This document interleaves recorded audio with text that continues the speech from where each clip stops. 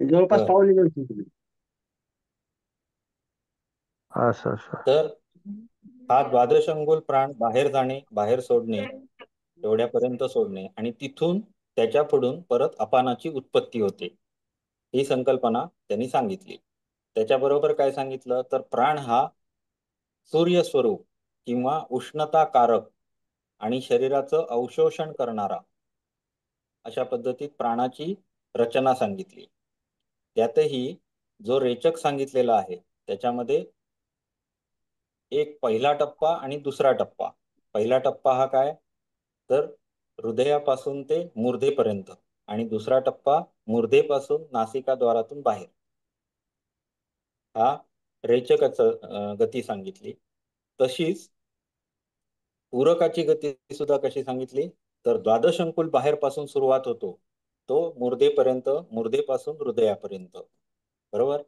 त्यानंतर दोन संधी काळ सांगितले किंवा कुंभक सांगितले. ते कुठले आहेत? अंतःकुंभक आणि बाह्यकुंभक. अंतःकुंभक म्हणजे काय तर आपण जेव्हा आतमध्ये जातो, तो चंद्रास्वरूप शीतल असतो, तो शरीराला आप्यायित करतो, जलमहाभूत किंवा जला समान आहे गुण असलेला, जो शरीराला पोषक आहे, शरीराचं पोषण करतो. आणि हृदयापर्यंत गेल्यानंतर तो अस्तंगत होतो आणि तिथून प्राणाची उत्पत्ती होते. तर ह्या दोघांमध्ये असलेला जो कालावधी आहे, प्राणाची उत्पत्ती आणि अपानाचा व्यय, अस्तंगत. या याला म्हटलेलं आहे अंतःकुंभक. आणि प्राण उत्पन्न झाला, तो वरती आला, मूर्धेपर्यंत गेला, मूर्धेतनं नासिकाद्वारे बाहेर पडला, द्वादश अंगुल बाहेर गेला की तो समाप्त होतो आणि समाप्त होतो. तिथून अपानाची उत्पत्ती होते. हा जो प्राण अस्तंगत झाला आणि अपानाची उत्पत्ती झाली, यामध्ये जो कालावधी आहे त्याला बाह्य कुंभक असं बायकुंभ. म्हटलेलं आहे.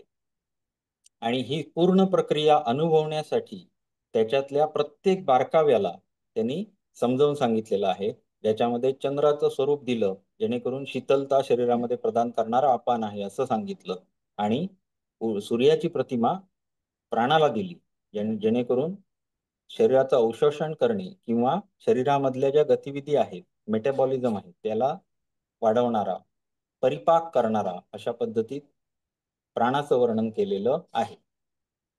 आणि या दोघांना म्हणजे जे बाह्यकुंभक आणि अंतःकुंभक आहे, त्यावर लक्ष केंद्रित केल्यानंतर आत्मतत्वाची प्राप्ती होते, स्वयंप्रकाश निर्माण होतो आणि मनुष्य मुक्त होतो. एवढं सांगेपर्यंत मोक्ष. आपण काल चालू. आपण हे सगळं बघितलं आहे.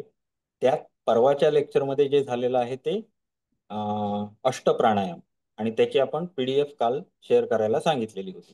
ते त्याचप्रमाणे लक्षात ठेवायला हवं, कारण तो लेखी भाग आहे. त्यातलं मर्म समजून घेणे हे आपण कालच्या दिवसात केलेलं आहे काम. त्यामुळे जो आपल्याला लिखायचा भाग आहे तो त्या PDF मध्ये तुम्ही बघा, त्याच्या हे ड्रॉइंग काढून ठेवा आपल्या नोट्समध्ये, आणि ते तसेच्या पेपरला आलंच तर तसंच्या तसं लिहायचं. पण वैशिष्ट्य सांगतो तुम्हाला, मी आज जुने पेपर बघितलेले होते, त्याच्यामध्ये कुठेही अष्टप्राणायाम विचारलेलं नाही.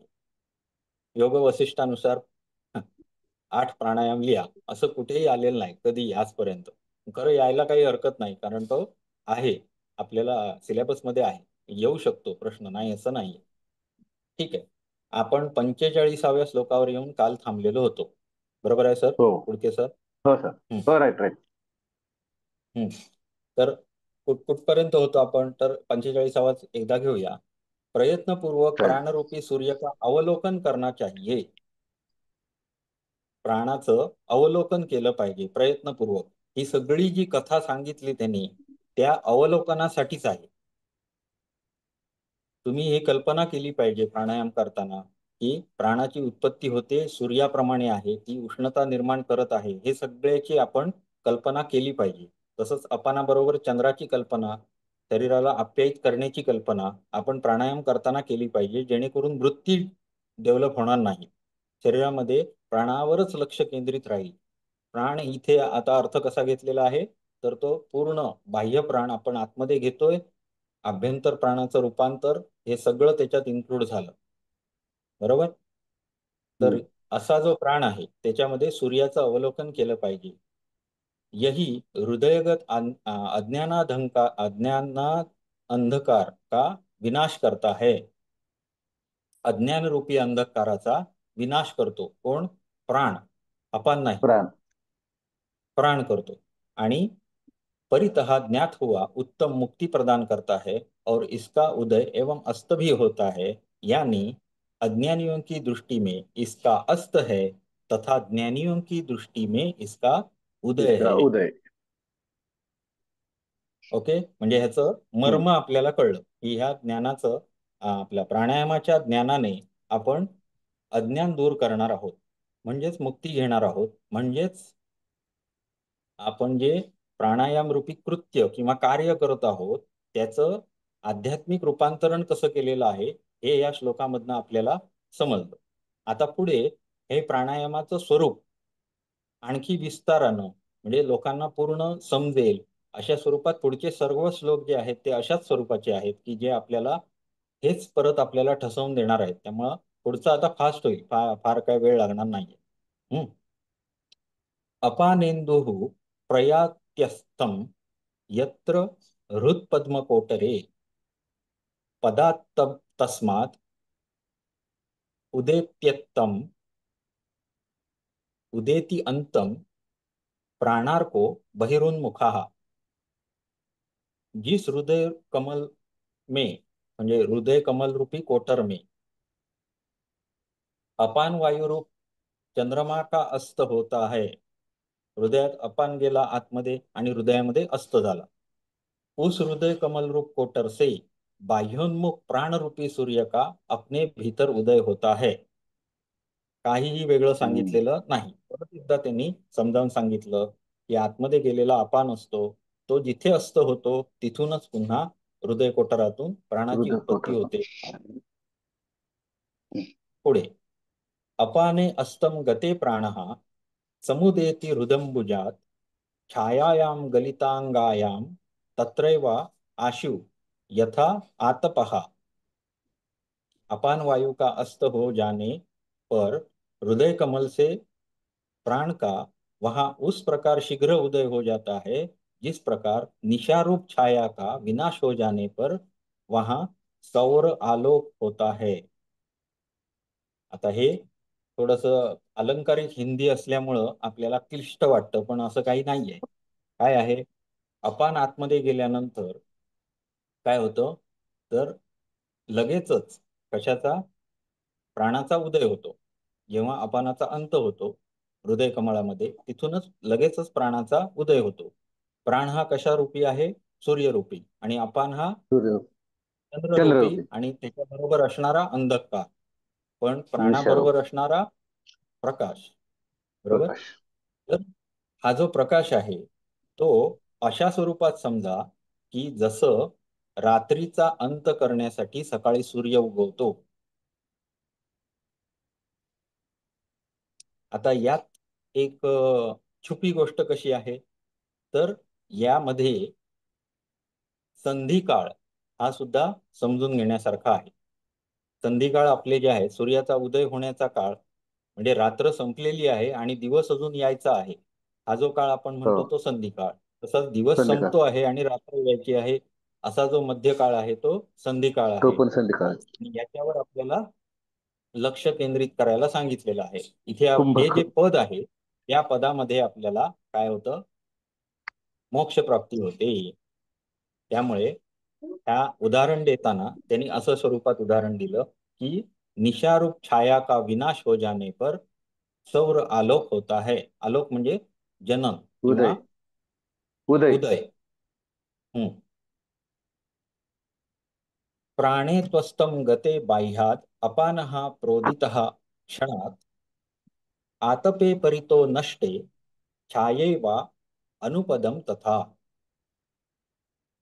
चारों ओर से सौरालोक के नष्ट हो जाने पर म्हणजे आता परत संध्याकाळचं वर्णन झालं करताय.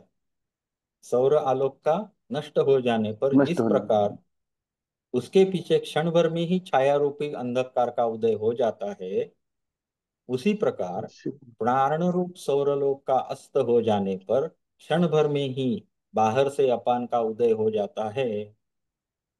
म्हणजे जसं सकाळची वेळ उषःकाल सांगितला तसाही संध्याकाळ पण सांगितली. संध्याकाळी ज्याप्रमाणे सूर्याचा अस्त होतो आणि रात्रीचा उदय होतो, ही जी संधी काळ असते, तशाच पद्धतीत प्राणाचा लोप जेव्हा 12 अंघोळ गेल्यानंतर होतो, तर तिथे तो जो संधी काळ आहे त्यामध्ये प्राण बाहेर पडला, सूर्याचा अस्त झाला आणि अपानाचा उदय झाला, म्हणजे चंद्राचा आलोक झाला किंवा रात्रीचा आलोक झाला. प्राणजन्मावनौ नष्टम अपानं विद्धि सम्मते अपान जन्म भूमौ च प्राणम नष्टमेव हि नष्टमवेहि हि री नहीं हीच आहे. हीच आहे. हे सम्मते, जिस भूमि में प्राण की उत्पत्ति होती है उस भूमि में अपान का विनाश होता है, और जिस भूमि में हाँ, अपान की भूमि में उत्पत्ति पावन होती की है उत्पत्ति होती है, उस भूमि में प्राण उस का भूमि में विनाश प्राण होता का है, विनाश यह आप निश्चित जानिए. निश्चित है। आता हे सगळं मी अगोदर वाचून ठेवलेलं असल्यामुळे पहिले जे श्लोक होते त्याच्यामध्ये माझी संकल्पना क्लिअर होती. आता तुमची एकदमच क्लिअर होईल, कारण योग वसिष्ठामध्ये हे श्लोक नंतर टाकले. सुरुवातीला टाकले असते आणि नंतर प्राणायाम सांगितला असता तर एवढं कन्फ्युजन झालं नसतं. चालेल. सुरुवातीलाच ते अष्ट प्राणायाम जेव्हा समजावायला लागले तेव्हा भरपूर कन्फ्युजन आपल्याला झालं.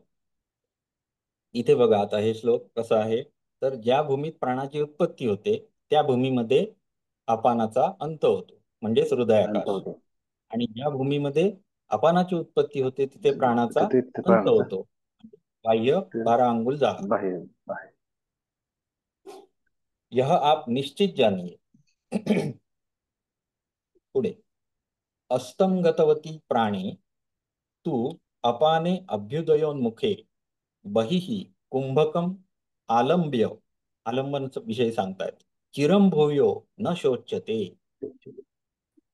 प्राण वायु के अस्त हो जाने पर और अपान वायु के उदयोन्मुख होने पर बाह्य कुंभक का चिरकाल तक आलंबन करने से योगी फिर संसार रूप शोक से ग्रस्त नहीं होता. म्हणजे कशाचं आलंबन करायला सांगितलं, तर बाह्य कुंभक. संध्याकाळ, हा, संध्याकाळ किंवा प्राणाचा अस्त होणे अपानाचा उदय होणे म्हणजेच बाह्य कुंभक. बाह्य कुंभकाच्या पदाचं आलंबन घेऊन जो योगी बाह्य कुंभकार चिरकाल तक आलंबन करणे से, म्हणजेच बाह्य कुंभकाच्या स्थितीमध्ये चिरकाल राहणे, त्याचं आलंबन करणे, याच्यामुळे योगी फिर संसार रूपी शोक में ग्रस्त नहीं होता.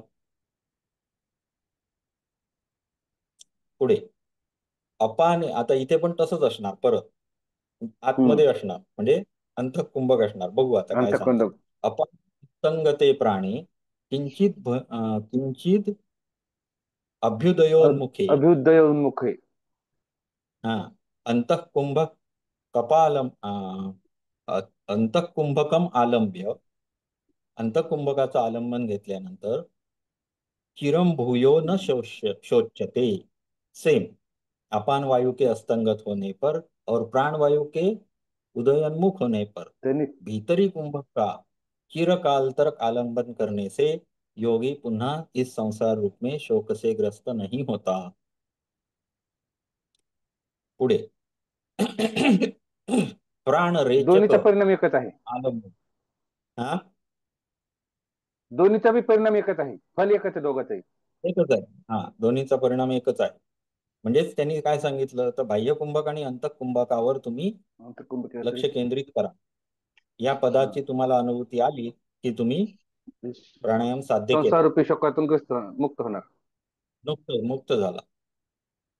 आता पुढे बाकीचा अख्ख्या प्राणायामाचं आलंबन त्यांनी दिलंय बघा कसं. प्राणरेचकम आलंब्य अपानात उरकोटिगम उरुकोटी. स्वच्छम कुंभकम अभ्यस्य न भूयः परितप्यते. जिस स्थान में अपान वायु का उदय होता है उस 12 अंगुल परिमित स्थान से दूर कोटिगत यानी 16 अंगुल परिमित भाग में प्रसरणशील प्राण रेचक का आलंबन कर स्वच्छ कुंभक का अभ्यास करने से पुनः योगी संसार रूप ताप से तप्त नाही होता. तब तो नाही म्हणता. आता त्यांनी 12 अंगुल ही जागा आहे तिथपर्यंत प्राणाचं अस्तित्व सांगितलेलं आहे. आणि 12 अंगुलाच्या पुढे 4 अंगुल चार आणि अंगुल. अपानाची उत्पत्ती सांगितलेली आहे. हम्म. 12 उत्पत्ती स्थान अंगुलाच्या आपणच. खाली, हा, तर 16 त्याला अंगुलावर. कोटीस्थम. हा, आणि इथे स्वच्छ असं म्हटलेलं आहे. म्हणजे काय, हा. तर जो बाह्य प्राण नव्यानं. आम्ही आतमध्ये घेणार आहोत त्याला अपान असं नाव दिलेलं आहे. आणि त्याची स्वच्छ असा जो बाह्य प्राण आहे तो, त्याच्यावर सुद्धा तुम्ही आलंबन करू शकता. आणि तो कसा असणार आहे, तर रेचन से निर्मल, रेचन रेचन केलेला आपला अशुद्ध वायू आपल्या शरीरातून बाहेर पडलेला आहे. पण तो जेव्हा त्याच्यापेक्षा 12 शुद्ध. अंगुल गेला तोपर्यंतच, 12च्या खाली तो 16 पर्यंत जेव्हा जाईल तेव्हा त्याचं तेव्हा अपानामध्ये शुद्ध होईल. रूपांतर होईल, तो शुद्ध होईल. त्याच्यावर जरी तुम्ही आलंबन घेतलं तरी सुद्धा तुम्ही संसार रूप तापापासून तरून जाल. पुढे, अपाने रेचकाधारम प्राणपुरांतरस्थितम स्वसंस्थम पूरकम दृष्ट्वा न भूयो जायते नरः। नासिका छिद्र से अपान वायु का भीतर प्रवेश होने पर बाह्य रेचक के आधारभूत प्राण के पूरण के लिए भीतर प्रविष्ट देहांतर्गत पूरक की उपासना करने से मनुष्य पुन्हा संसार में उत्पन्न नहीं होता। आता इथे पूरकावर अवलंबन करायला सांगितलेलं आहे. नासिका छिद्रापासून आलंबन मध्ये. कुठून घ्यायला सांगितलंय, नासिकाच्या नासिकात. छिद्रापासून आतमध्ये प्रवेशित पुढं. होणारा जो अपान वायू आहे, प्राण के पूरण के लिए, म्हणजे प्राणाचं कोण पूरण करतो आहे, तर अपान वायूच करत आहे. अपान वायू जेव्हा आतमध्ये जातो ते त्याच्याच स्वरूपात प्राण उत्पन्न होतो, प्राणाचं पूरण करतो तो. भीतर देहांतर्गत पूरक की उपासना करने से मनुष्य पुन्हा संसार में उत्पन्न नहीं होता। म्हणजे एकंदरीतच मोक्षच मिळतं. पूर्ण प्राणायामावर आपण कुठेही लक्ष केंद्रित केलं तरी सुद्धा काय होईल, मनुष्य मोक्ष संसार प्राप्ती में आहेच. मुक्ती प्राप्त होईल. याच्याविषयीचं सगळं सांगणं आहे. अं, यामध्ये सर यांना इथलं असं म्हणायचं का, सर यांना असं म्हणायचं की आपलं बोला. जे मोक्षाची मुक्ती आहे ती समजा आता एक अंतिम मृत्यूनंतर नाही तर ते जीवन जगत असताना ते निरंतर क्षणाक्षणाला असते असं म्हणायचं असावं यांना. हो, हम्म. हा, म्हणजे थोडक्यात जीवनमुक्त होण्यासाठी नाही का आता साधारण प्राणायाम समाजामध्ये अशा कल्पना असतात किंवा मुक्ती मिळाली म्हणजे आपल्याला मृत्यूनंतर मिळाली वा मुक्ती मिळाला स्वर्ग मिळाला असं नाही, तर आपण जीवनामध्ये असं जी म्हणा. समजा जी दुःख आहेत आपल्यामध्ये ते कमी होणे जीवनामध्ये, म्हणजे मुक्ती होणे. हा हा हा, मग ते जे आहे ते करण्याचं साधन म्हणून यांनी पूर्ण प्राणायामच सांगितला. हम्म. प्राणायाम हम्म. सांगितलं मोक्ष प्राप्तीचं साधन. मोक्षप्राप्तीचं साधन पूर्ण. आणि मग ते कसं, मग त्याचं रंजक तर पद्धतीनं व्यवस्थित समजावून वा. सांगितलं की तुम्ही अशा पद्धतीत प्राणायामावर लक्ष केंद्रित केलं पाहिजे. धारणा ध्यान हे त्याच्यामध्येच आलं, संयम आला हम्म. त्याच्यामध्ये. संयम आला त्यात. हा, बाह्य कुंभकावर संयम करा, अंतःकुंभकावर करा, अंतकुंभ करा, रेचकावर करा, पूरकावर करा. पूरकावर करा, असं सगळं ते आलंय थोडक्यात. आणि त्याच्यामध्ये हम्म. तुम्ही अशा पद्धतीत धारणा करा की चंद्र आहे, सूर्य आहे, आप्यायित आहे, तुमचं अवशोषित करणं आहे, या सर्व गोष्टींची तुम्ही कल्पना करा. आणि असा जर तुम्ही ध्यान धारणेसहित प्राणायाम केला तर मुक्ती प्राप्त होईल. एवढंच सांगणं आहे त्यांचं. आणि अख्खा अध्याय हा, सर्ग हा पूर्ण याच डेडिकेटेड टू प्राणायाम असाच आहे. प्राणायाम हे किती नंबरचे आपला सर्ग आहेत सर? 53. हा, हे सर्ग किती नंबरचे आहेत हे दोन? 25 नंबरचा हा हे 25वा सर्ग आहे पूर्ण. पण हे श्लोक निर्वाण आहे तो प्रकरण पण 25. आणि आपला चालू आहे ते हा कोणता सर्ग आहे? 25वा 25वा निर्वाण सर्ग. निर्वाण. निर्वाण प्रकरणातला 25वा सर्ग. 53वा तुम्हाला श्लोक पीडीएफ झाला टाकली मी आपला. बघितली ना वाटते. नाही बघितली सर.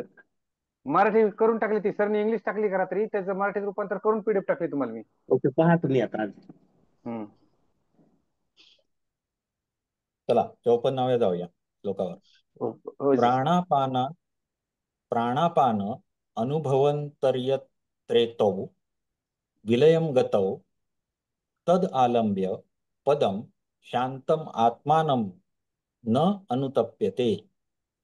जिस हृदयवर्ती ब्रह्मरूप स्थान में प्राण और अपान दोनों विलीन हो जाते हैं, उस शांत आत्मस्वरूप ब्रह्मरूप पद का आलंबन करने से योगी अनुतप्त नहीं होता। म्हणजे कुठली जागा? हृदयामध्ये. हृदयामध्ये ब्रह्मस्थान असं त्यांनी इथे सांगितलं. शब्द वेगळा फक्त इथे आला की हा जो प्राण आणि अपानाचं जिथे विलीन होतात दोन्हीही, अशा ठिकाणी तुम्ही काय आत्मरूप आत्मस्वरूप. ब्रह्मरूप याला आलंबन घेऊन योगी मुक्त होऊ शकतो. प्राणभक्षोन्मुखे अपाने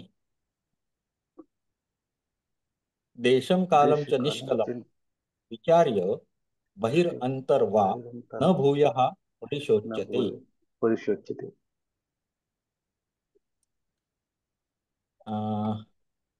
अपान वायु के प्राण भक्षणोन्मुख होने पर,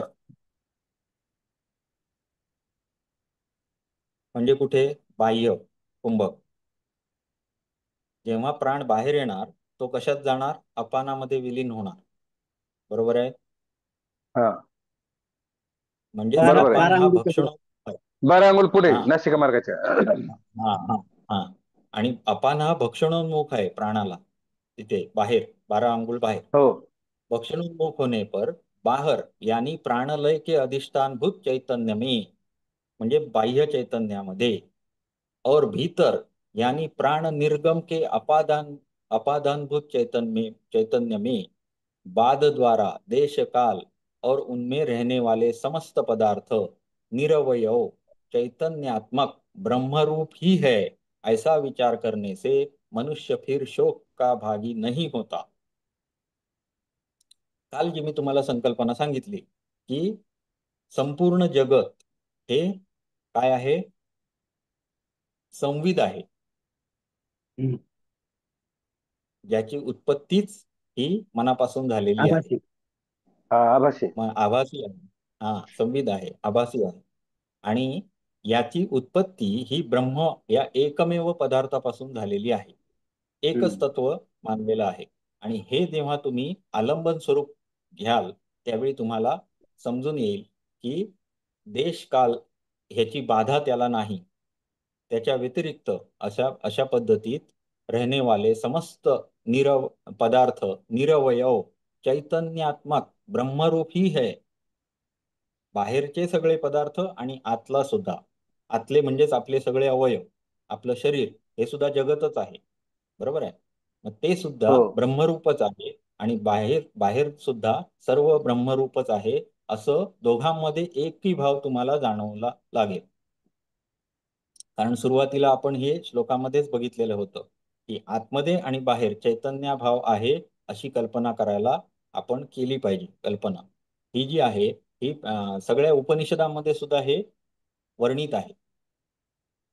आता उपनिषद पण मी तिकडे शिकवतो, तिथे सुद्धा योग तत्वोपनिषदामध्ये सुद्धा ही संकल्पना आहे.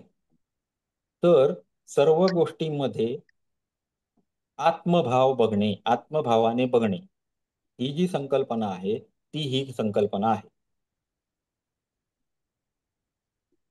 सर्व गोष्टींमध्ये आत्मतत्व बघणे किंवा आत्मभाव ठेवणे. आता इथे जर विचार केला तर दोन गोष्टी कशा आत्मस्वरूप. वेगळ्या आहेत? हा, विषयांना आपण काढून घेतलं सुरुवातीला.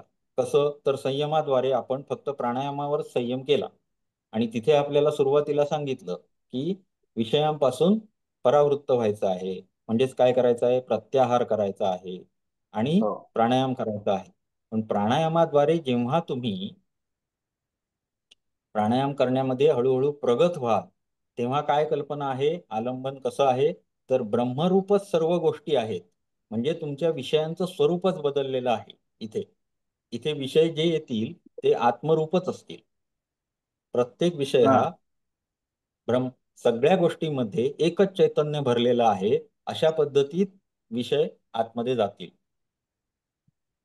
ही जी संकल्पना आहे ह्याचा इथे उदय आहे, किंवा ह्या श्लोकाद्वारे इथून आपल्याला पुढे असं दिसणार आहे.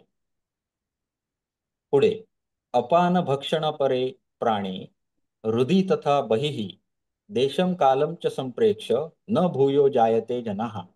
इथे सुद्धा परत मुक्तीच सांगताय. प्राणवायू के अपान भक्षणमुख होने पर. प्राणवायू अपानाला कुठे खाणार? हृदयामध्ये खाणार. हृदय स्थितीत. अपान आत गेला, प्राण तयार आहे खायला. हो. बरोबर. प्राणवायु के अपान भक्षणोन्मुख होने पर बाहर और भीतर पूर्वोक्त चैतन्य में देश काल एवं तदंतवर्ती समस्त पदार्थ निष्कल ब्रह्मरूप ही है. ऐसी उपासना करने से पुरुष का मन पुनः मन उत्पन्न नहीं पुन्हा होता. उत्पन्न नाही होता. मनोलय होतो का मग इथे? हा, मनोलय ही संकल्पना इथे आहेच, हे लक्षात घ्या. मनोलय म्हणजेच काय? संविदेचं निराकरण, म्हणजेच निराकरण. बाह्य जगताची निवृत्ती. ही संकल्पना या योग वसिष्ठाचं वैशिष्ट्य आहे. योग वसिष्ठामध्ये अशा पद्धतीनं वर्णन केलेलं आहे. मुक्ती होते म्हणजे काय होतं? तर बरोबर. जो संवित तयार केलेला आहे, भ्रम तयार केलेला आहे, तो नष्ट होणे आणि त्याऐवजी जेवढं सगळं दिसतं आहे ते ब्रह्मरूपच आहे हे जाणून घेणे, म्हणजे संविदेची नाश किंवा मनोलय किंवा मनोनाश, चित्तनाश, सगळ्या कन्सेप्ट एकच आहे. ओके. मनाने समस्त निर्माण केलेल्या पदार्थ, आभासाचा नाश होतो. हा, आभासाचा नाश होतो. म्हणजे सर्व पदार्थ ब्रह्मरूप आहेत हे ब्रह्मरूप जाणणे. आहेत हे नाहीतर हे काय? जाणवतं. बरोबर. हा, वेगवेगळे, हा, वेगवेगळे पदार्थ हे तोपर्यंत काय असतात? तर इंद्रियांचे विषय म्हणून ते ग्रहण इंद्रियाचे केले विषय. जात असतात. आता तसं नाहीये. आता ते ब्रह्मरूपच आहेत अशा पद्धतीत विषय आतमध्ये जातात. यत्र प्राणो हि अपानेन प्राणेन अपान एवच निगीर्णो बहिरंतश्च देशकालौ च पश्यतौ. जिस पर ब्रह्म चैतन्य में अपान के साथ प्राण का, प्राण के साथ अपान का तथा उन दोनों के साथ बाय बाह्य एवं अंतर्देश काल का विलय हो जाता है, उसी पर ब्रह्मरूप पद का आप दर्शन कीजिए. हे जे संध्याकाळ किंवा कुंभक सांगितले आतापर्यंत, जे 2 श्लोक वरचे झाले, त्याचा हा काय सारभूत तिसरा श्लोक आहे. सारभूत आहे. सगळं एकत्र. हा, हा, सगळं एकत्र. आता इथे त्यांनी 2 गोष्टी फक्त ऍड केल्या, की देश आणि काल का विलय हो जाता है. हे जे अंतक कुंभक आणि बाह्य कुंभक आहेत, या ठिकाणी देश आणि काल यांचं काय होतं? विलय हो जाता है. जसं आपण म्हणतो घटाकाश आणि बाह्याकाश. आता समजा एक घडा ठेवला, त्या घड्यामध्ये असणारा वायू आणि त्या घड्याच्या बाहेर असणारा वायू वेगळा आहे का? नाही, सेमच नाही, आहे. इथं सर्वांचाच विलय होतो म्हणता येईल इथे. हा, आता हा वेगळा चैतन्य. आहे का? पण हा, वेगळा आहे अपन का? के तर साथ नाहीये. प्राण का. हम्म. अपन के साथ प्राण के प्राण साथ का. अपान का. प्राण के साथ हाँ, अपन का तथा उन हाँ, दोनों के साथ बाह्य एवं हम्म, अंतर्देश काल का विलय हो जाता है. म्हणजे हे तिघाचाही विलय होतोय. हा, सर्वांचा लय होतो, मनोलयच सर्वांचा होतोय विलय होतोय. इथे. हा. हा, आता हे लक्षात घेण्यासारखं, जरा थोडं डीप जाऊन लक्षात घेण्यासारखं म्हणून समजावतो, की हो हो घडा घटाची जी संकल्पना आपल्याकडे आहे, घटयोग आपण हो. ज्याला शिकतो, त्याच्यामध्ये ही संकल्पना आहे की म्हणजे घटामध्ये जो आकाश आहे किंवा जो वायू आहे तो आणि बाह्य असलेला वायू याच्यामध्ये काहीच फरक नाहीये. काहीच फरक नाही. विशेषतः बरोबर आहे. आपण आपलं निर्माण काय सुरुवातीला केलं, तर प्राणायाम करताना प्राण कसा उदित होतो, अपान कसा बाहेरून आपण आतमध्ये घेतो, हे सगळं आपण बघितलं. परंतु हे एकच आहे, हा. ब्रह्मस्वरूपच आहे, हे जेव्हा समजेल तेव्हा तो काय होईल? मुक्त होईल. मुक्त होईल. डीप त्यांचा विलय होईल. संकल्पना विलय होईल. अशा पद्धतीत अशा ठिकाणी देश काल ही जी परिमाणं आहेत ज्याच्याद्वारे आपण जगत मोजतो आहोत, त्याची हम्म. काही गरज उरणार नाही, कारण तत्व एकच आहे. आणि एकच आहे. इथे देश कालाचा विलय होतो.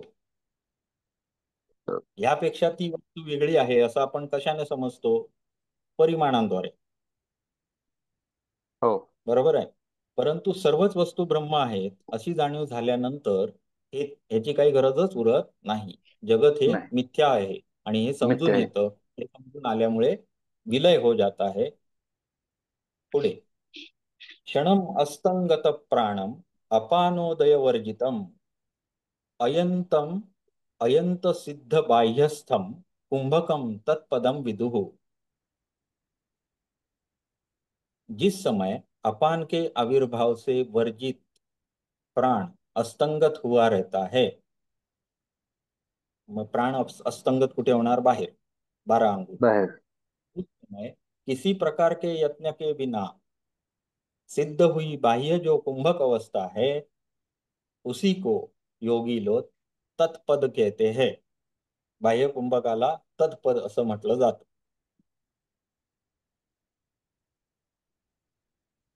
अयंत सिद्धो ही तत्पद अंतस्थ म्हणजे कुंभ, ब्रह्मपद का मग? तत्पद म्हणजेच ब्रह्मपद। ब्रह्मपद। दोन्ही ब्रह्मपदच आहे, हा अंतः कुंभक पण आणि बाह्य कुंभक पण। कारण का? यत पिंडे तत् ब्रह्मांडे। हा, ते तर आहेच. हम्म आता पुढच्या श्लोकात हेच अंतःकुंभकाविषयी, किसी प्रकार हम्म. के यत्न के बिना ही सिद्ध हुआ अंतस्थ कुंभक सर्वातिशयी ब्रह्मरूप परम पद है। सेम। आता हो याच्यामध्ये समजण्यासारखं हेच आहे, यत पिंडी तत् ब्रह्मांडी, आतमध्ये कोण आहे? जीवात्मा आहे, ज्याचा आपण हो, ज्ञान करणार आहोत अंतःकुंभकाद्वारे। बाहेर कोण आहे? परमात्मा आहे। परमात्माच आहे. आणि दोन्ही एकच आहेत, ब्रह्मस्वरूपच आहे। बरोबर आहे, त्याच्यामुळे होय वेगळं होय. असं काही नाही। परंतु या दोन्हीवर तुम्ही जेव्हा लक्ष केंद्रित कराल, त्याच्यातून तुम्हाला मुक्ती प्राप्त होईल। किंवा हे पद जेव्हा तुम्ही आलंबन स्वरूप घ्याल कुंभकाद्वारे, त्यावेळी ब्रह्मरूपाची प्राप्ती होईल। तेच समजावून सांगायचं आहे। हम्म. एतत् तद आत्मनो रूपम शुद्धैषा परमैवचित एतत् तत् सदाभास सदाभासम एतत् प्राप्य न शोच्यते। यही आत्मा, म्हणजे हे जे पद आहे, हे जे आत्मपद आहे, एतत् तद आत्मनो, म्हणजे हे जे आता सांगितलं ते जे आत्मा हम्म.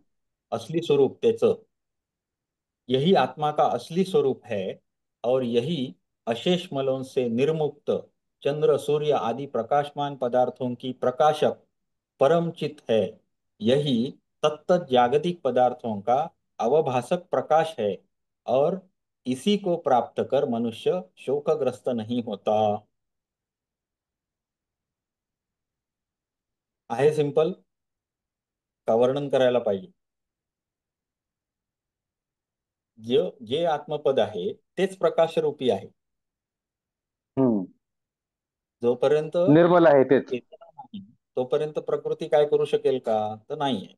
चैतन्य जेव्हा त्यातमध्ये येईल तेव्हा जडत्वाचा रूपांतर कार्यान्वित होईल, म्हणजे जडत्व जे आहे कारण त्याच्यामध्ये काहीतरी हालचाल दिसायला लागेल। हालचाल होईल. हा जो प्रकाश आहे, आत्मप्रकाश जो आहे, त्याच्यावर लक्ष केंद्रित करणे म्हणजेच ब्रह्माला अनुभवणे। हे अनुभव केल्यानंतर मनुष्य शोकग्रस्त होणारच नाही। एवढी सिंपल सांगितलेलं आहे। पुष्पस्या अंतरिवा अमोदः प्राणस्या अंतरवस्थितम। ज्याप्रमाणे पुष्पाचा आतमध्ये काय अमोदः म्हणजे सुगंध असतो, सुगंध। म्हणजे ब्रह्म, हाँ पुष्प के अंदर सौगंध रहता है। न स प्राणम न वा अपानम चिदात्मानम उपासमहे। ज्या प्रकारे फुलामध्ये सुगंध असतो, त्याचप्रमाणे प्राण के अंदर रहने वाले चिदात्मा की जो न सजीव रूप है और न निर्जीव रूप है, हम लोग उपासना करते हैं।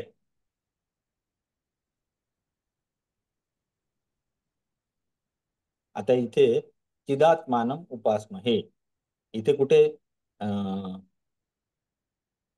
प्राणासहित, म्हणजे जो हा. हम्म, जेव्हा प्राण आपण आतमध्ये, आता हा जो प्राण त्यांनी इथे एक संकल्पना धरली, ती आपण वैश्विक प्राणाची कल्पना घ्यायची आहे. त्याच्यामध्ये अपानही आला आणि प्राणही आला. प्राणायाम. हा.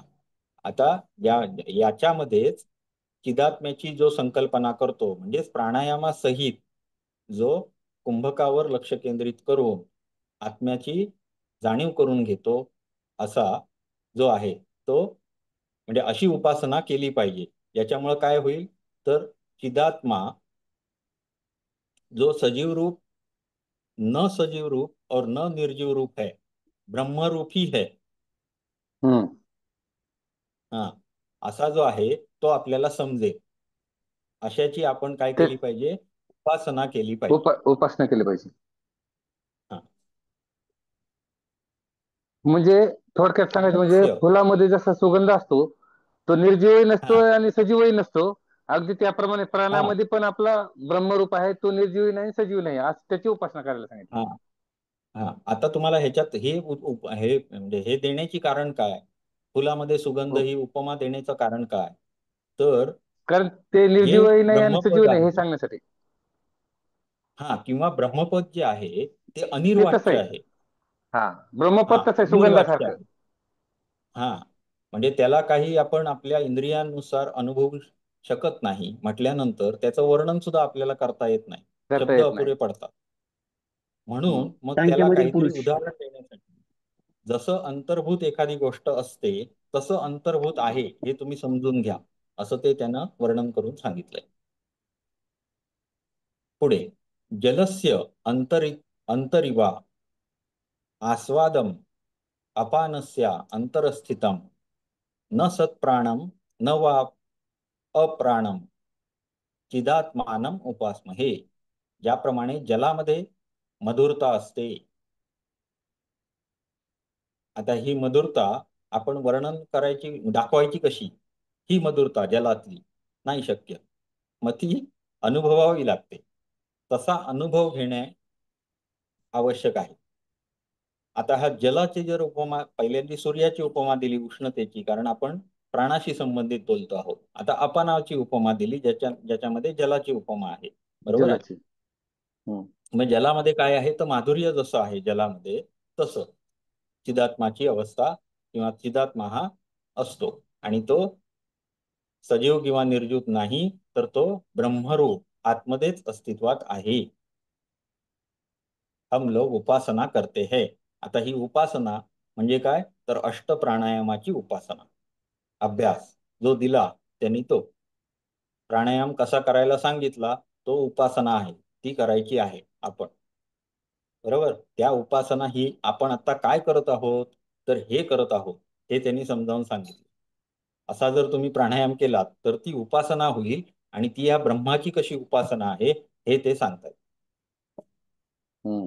प्राणक्षयस्य उपांतस्थ अपान क्षयकोटिगम अपान प्राणयोर्मध्यम चिदात्मानम उपासमहे. जो प्राण विलय म्हणजे बाहेर, जो प्राण विलय का और जो अपान विनाश का समीप एवं अंत में रहकर प्रकाशक है, तथा जो प्राण और अपान के अंदर रहता है, हम लोग उस चिदात्मा की उपासना करते हैं. म्हणजेच सर्व गोष्टी या ब्रह्ममय आहेत, ब्रह्ममय जगताची कल्पना इथे केलेली आहे. सर्व गोष्टी, इवन जो आपण घेतो आहोत जो अपान, तो सुद्धा, आणि जो बाहेर टाकतो आहोत तो प्राण सुद्धा काय आहे, ब्रह्ममय आहे. आणि त्या चिदात्म्याची आपण उपासना करत आहोत. पुढे, प्राणस्य प्राणनम प्रोच्चैः परम जीवस्य जीवनम देहस्य धारणम धूर्यम चिदात्मानम उपासमहे. प्राण के प्राणन व्यापार में सबसे बढ़कर जो निमित्त भूत है, जीव के जीवनादि व्यापार में जो सबसे बढ़ चढ़कर निमित्त भूत है, त्यानंतर देह के धारणादि व्यापार में जो सर्वप्रथम हेतुभूत है, उस चिदात्मा की हम लोग उपासना करते हैं. इथे आता एकदम क्लिअर करून टाकलं त्यांनी. प्राण आणि प्राणाचे सगळे व्यापार याला निमित्तभूत असणार जे तत्व आहे ते ब्रह्मतत्व आहे. आपलं काय आत्मतत्व आहे, जीव के ब्रह्मतत्व आहे. हा, तसंच जीवाच्या जीवनादी व्यापार जीवनादी जे व्यापार आतमध्ये चालू आहेत ते कसे सांगितले? अपान हा आप्लावित करतो, शरीराला देतो, आणि प्राण काय करतो? अवशेषित करतो. ही घटना सतत आपल्या शरीरात चालू आहे. त्यानं याला सगळं आपलं जीवन किंवा आपला शरीराचा सगळा व्यापार चालू आहे. याला सुद्धा कारणीभूत जे तत्व आहे ते म्हणजे ब्रह्मतत्व आहे. त्यानंतर देहके धारणाधी व्यापार म्हणजे जगत निर्मिती, देहाचा धारणादी व्यापार. शरीर धारण केलेलं आहे ना जीवानं, ब्रह्मानं शरीर धारण केलेलं आहे. ह्या धारण करण्यामध्ये सुद्धा जो हेतुभूत आहे तो चिदात्माच आहे, ब्रह्मतत्वच आहे. आपण त्याची उपासना करत आहोत. पुढे मनसो मननम सत्यम बुद्धिर एकावबोधनम अहंकृते अहंकारम चिदात्मानम उपासमहे. जो मन के मनन आदि व्यापार में हेतुभूत है. आता मन हे जड जड झालं, बरोबर आहे ना. आपण जे 24 तत्व बघितली त्याच्यामध्ये मन एक आलं जे प्रकृतीपासून निर्माण झालेलं आहे. त्याचा जो मननाचा व्यापार आहे त्याला कारणीभूत असणारं जे तत्व आहे ते मनसो मननम सत्यम. मनाच्या मननामागील सत्य काय आहे? तर हा चिदात्माच आहे. पुढे जो बुद्धि के बोधन व्यापार में निमित्तभूत है. बुद्धीचं काम काय आहे? निश्चितीकरण करणे कुठल्याही गोष्टीची. त्या बोधन व्यापारामध्ये जो निमित्तभूत कारण आहे तो एवं, आणि जो अहंकार के अहंकरण व्यापार में निमित्तभूत है, अहंकाराचं सुद्धा निमित्त कारण आहे, त्या चिदात्म्याची आपण उपासना करतो. आता याच्यामध्ये जे तत्व मानली ती सांख्यांप्रमाणेच आहेत हे आपल्याला एक लक्षात येतं. सांख्य दर्शन. बरोबर आहे. हा, सांख्य दर्शनाप्रमाणेच त्यांनी इथे तत्व मानलेली आहेत. बुद्धी अहंकार मानला, म्हणजेच कसं मानलं तर प्रकृतीनंतर काय निर्माण होतं? महत किंवा बुद्धी. बुद्धी, त्यानंतर अहंकार. अहंकार. त्यानंतर अहंकार, मग तत्वगुणापासून आणि तमोगुणापासून पंचमहाभूत सृष्टी. हे सगळं आपण बघितलं. तर याच्यामध्ये अशा पद्धतीत त्यांनी ही जी मूलभूत तत्व जी आहेत त्यांनी 3 सांगितली तीही यांनी इथे मानली. पुढे यस्मिन सर्व यतः सर्वम यत् सर्वम सर्वतश्च यत् यच्च सर्वमयम नित्यम तच्चित्तम तच्चित्तत्व उपासमहे. इसमें यह समस्त पूर्ववर्ती पदार्थ विद्यमान है. ज्याच्यामध्ये हे पूर्ववर्ती म्हणजे कुठले पदार्थ? मन आदी, मन मन, बुद्धी, बुद्धी, अहंकार. हा, मन बुद्धी अहंकार हे ज्याच्यात विद्यमान है, ज्याच्यात विद्यमानच आहे, जिससे समस्त जगत उत्पन्न हुआ है, जो मग सगळं चाल सर्वात्मक आता. है, सर्वाच्या आतमध्ये आहे, जो चारों ओर स्थित है, और जो सर्वमय है, सर्वांच्या आत स्थित आहे. आपल्या सर्व बाजूला असणाऱ्या प्रत्येक गोष्टीमध्ये असणारं आत्मतत्व सर्वमय आहे. हम लोग उस चैतन्यात्मक तत्व की निरंतर उपासना निरंतर करते हैं. उपासना करते हैं. सर्व ब्रह्ममयम जगत हे त्यांचं ब्रीद वाक्यच आहे. म्हणजे वेदांत दर्शनाचं हे एक हे आहे, ग्रंथ आहे. आलोकालोकनम पुण्यम सर्व पावनम पावन पावनम पावन अपावनम न च भावनम नूनम नूनम. तच्चित्तम, हा, तच्चित्तत्व उपासमहे. जो सूर्य आदि समस्त अवभासक पदार्थों का भी अवभासक है, जो समस्त पावन पदार्थों में पावनतम पुण्य रूप है, जो मन बुद्धि आदि विकारों से तनिक भी अपने वास्तव स्वभाव से च्युत नहीं होता, उस चित्त तत्व की हम उपासना करते हैं. हे जे ब्रह्मतत्व आहे, याच्यानच काय झालेलं आहे, सर्व जे अवभासक पदार्थ आहेत हे लक्षात घ्या. पदार्थ कसे आहेत? अवभासक आहेत, भास म्हणजे त्यांचा भास आहे. आणि तो भास निर्माण करणारा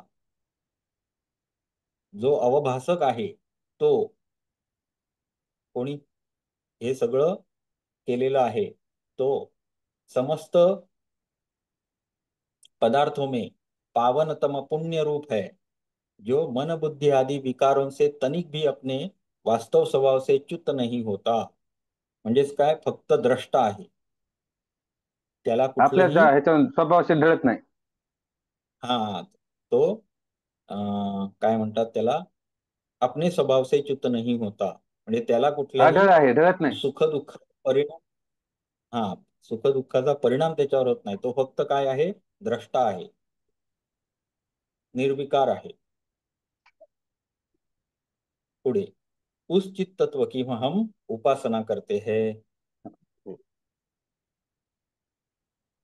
म्हणजे हे सगळं आत्मतत्वाचंच वर्णन केलं आता पुढे. हा, आता जे ब्रह्मतत्वाचंच आपण वर्णन आहे प्राप्त पूर्ण केलं हे. ना, एवढा हा, प्राणायाम शिकवला, प्राणायाम शिकवल्यानंतर प्राणायाम करून आत्मतत्वाची स्पष्ट प्राप्ती केलं. झाली. हा, मग ते हा, प्राप्त प्राप्ती जर झाल्यानंतर मग केलं, त्याचं हे. हा, त्याची वर्णन करून तुम्हाला सांगितलं की तुम्हाला काय प्राप्त होईल आणि तुमची स्थिती कशी होईल. हा, आणि त्याचं थोडस वर्णन, जे आपण शब्दातीत असलं जरी तरी सुद्धा तुम्हाला वर्णन करून सांगितलं की बाबा, हे फुलात जसा गंध असतो, जलात जसं माधुर्य असतं, तसं हे तत्व आहे. ते सर्व व्यापक आहे, ते सर्वकडे सगळीकडे आहे, हे सांगण्यासाठी म्हणून हे पुढचे श्लोक लिहिलेले आहेत. हम्म. ना न अपानो अभ्युदितो यत्र प्राणश्च अंतमुपागतः नासाग्र गगनावर्तम तच्चित्तम उपासमहे, तच्चित्तत्वम उपासमहे. जिसमें अपान का अभ्युदय नहीं होता और प्राण का अंत होता है, तथा जिसकी नासिका के अग्रभाग से उपलक्षित 12 अंगुल परिमित गगन संधि है, उस चित्त तत्व की हम उपासना करते हैं. परत एकदा हा श्लोक आला इथे. हे बाह्य कुंभक, बाह्य कुंभकामध्ये हम्म. जो आहे त्या तत्वाची आपण उपासना करत आहोत. यत्रो प्राणो अस्तमयाति, यत्र अपानो अस्तमेति च, यत्र द्व द्वावप्य अनुत्पन्नो, अनुत्पन्नो द्वा अपि अनुत्पन्नो तच्चित्त तत्वम तत्व उपासमहे. उपासना. द्वौ अपि अनुत्पन्नो, असं. अब ब्रह्म और अंतर प्रदेश रूप उपाधि भेद का परित्याग कर यतश्चोदेति सूर्यो अस्तम यत्र न गच्छति अमुक्त मुक्त मुक्त, जाऊ दे. जहां पर प्राण विलीन हो जाता है, म्हणजेच अंतर, अभ्यंतर, जहां अपान भी अस्त हो जाता है, और जहां प्राण और अपान दोनों उत्पन्न भी नहीं होते, नहीं, बाहेर प्राण विलीन हो जाता है आणि अपान भी अस्त हो जाता है, और जहां प्राण और अपान दोनों उत्पन्न भी नहीं होते, हम लोग उस चित्त तत्व की उपासना करते हैं. उपासना करते हैं. याच्यामध्ये दोन्ही बघाले, बरोबर आहे. जिथे प्राण पण नाहीये आणि अपान पण नाहीये, अशा दोनच जागा आहेत. एक म्हणजे अंतःकुंभक आणि दुसरा आहे बाह्य कुंभक. हा, या दोन्ही मध्ये आपण काय, चित्त तत्वाची उपासना करतो.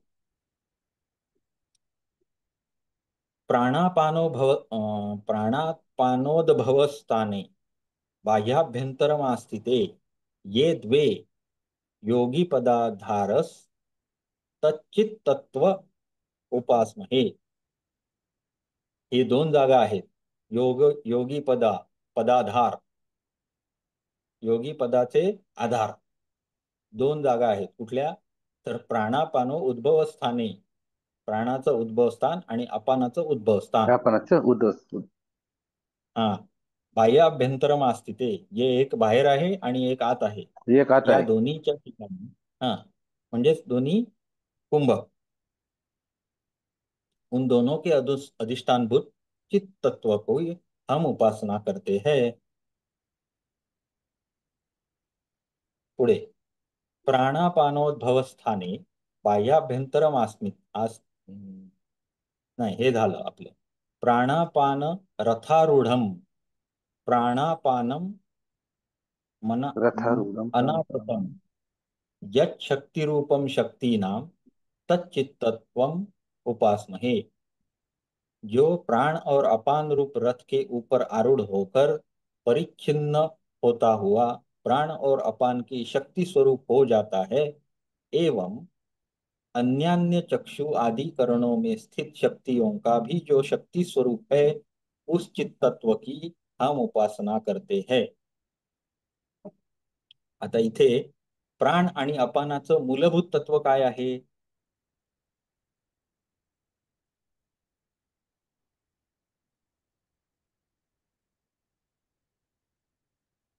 ब्रह्मतत्व आहे. बरोबर आहे ना? ब्रह्मतत्वालाच हा आत्मतत्व म्हटलेलं आहे. हा, हा मग जो प्राण अपान रूपी रथावर आरूढ झालेला आहे, म्हणजे आपण जन्म झाल्यानंतर प्राण आणि अपानाची गतिविधी ही चालूच ठेवतो. बरोबर आहे. पण आता मात्र आपण प्राणायाम करत आहोत आणि या रथावर आपण आरूढ झालेलो आहोत, म्हणजे काय तर सिद्ध करत आहोत. प्राणायाम योग सिद्ध करायचा आहे म्हणून आपण ही काय चालू केलेली आहे? उपासना चालू केलेली आहे. आणि हे जे तत्व आहे त्याने आपण काय या तत्वाचा साक्षात्कार करणे म्हणजेच काय करणे? तर या प्राण अपान रूपी रथाचा जो रथ आहे तो घेऊन चाललोय कुठल्या दिशेने? ब्रह्मतत्वाच्या दिशेने, प्राप्त करण्याच्या दिशेने आपण हा रथ चालवलेला आहे. हा जो प्राणायामाचा अनुष्ठान केलेला आहे ते आपल्याला इथे नेणार आहोत.